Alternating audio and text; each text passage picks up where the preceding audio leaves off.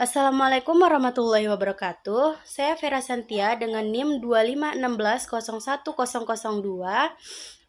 akan membacakan 3 materi mata kuliah pengantar studi Al-Quran dan Hadis guna memenuhi tugas ujian tengah semester.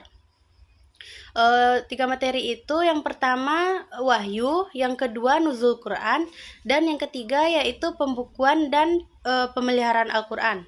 Materi yang pertama yaitu wahyu. Wahyu secara bahasa berasal dari kata bahasa Arab yang yaitu al-wahyi, yang artinya isyarat cepat, pesan tersembunyi, ilham, dan pemberitahuan secara rahasia. Secara istilah, wahyu adalah penyampaian informasi dari Allah Subhanahu wa Ta'ala kepada Nabi dan Rasul melalui malaikat Jibril ataupun secara langsung untuk menjadi pedoman hidup bagi manusia. Istilah penggunaan wahyu dalam Al-Quran. Wahyu tidak hanya digunakan untuk Nabi dan Rasul, tapi dalam makna lain juga digunakan kepada manusia atau hewan seperti ilham, yaitu petunjuk pada hati seseorang.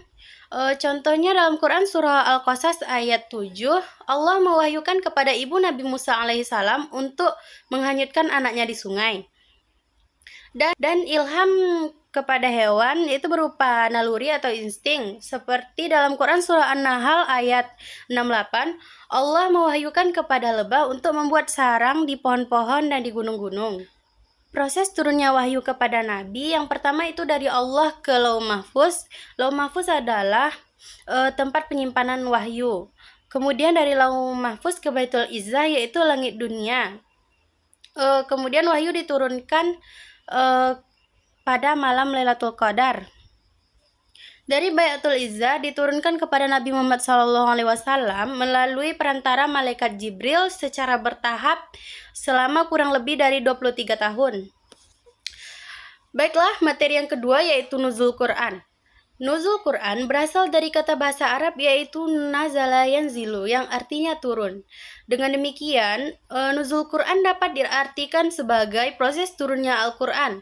Secara istilah, nuzul Quran artinya adalah proses turunnya wahyu Allah kepada Nabi Muhammad SAW melalui perantara malaikat Jibril sebagai petunjuk untuk umat manusia. Cara turunnya Al-Quran ada 4. Yang pertama yaitu melalui perantara malaikat Jibril.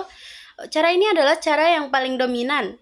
Malaikat Jibril menyampaikan wahyu Allah kepada Nabi Muhammad SAW baik dalam wujud manusia maupun wujud asli. Yang kedua, melalui mimpi yang benar atau ru'yah shodiqoh. Pada awal kenabian, wahyu turun melalui mimpi yang benar.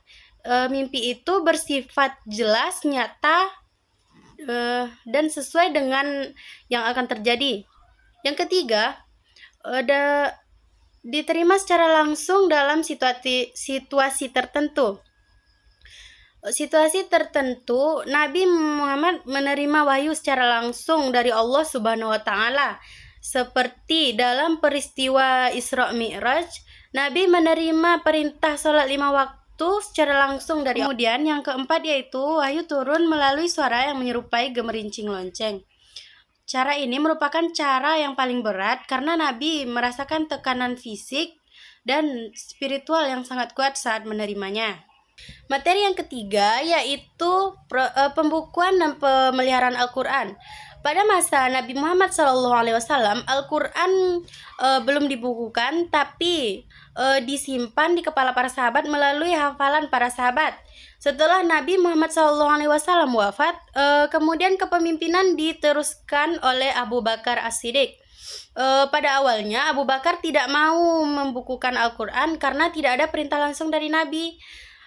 Kemudian setelah didesak oleh Zaid bin Sabit karena banyaknya para sahabat penghafal Al-Quran yang meninggal pada saat perang Yamamah, barulah Abu Bakar As-Siddiq memerintahkan Zaid bin Sabit untuk membukukan Al-Quran. Kemudian Zaid mengumpulkan para sahabat yang masih hidup untuk menyesuaikan hafalnya. Setelah sesuai, barulah Al-Quran dibukukan. Setelah Abu Bakar wafat, kemudian dilanjutkan oleh Umar bin Khattab. Pada masa Umar ini tidak ada penambahan pembukuan, hanya pemeliharaan saja. Kemudian setelah Umar wafat, Al-Quran disimpan oleh anaknya yaitu Habsyah.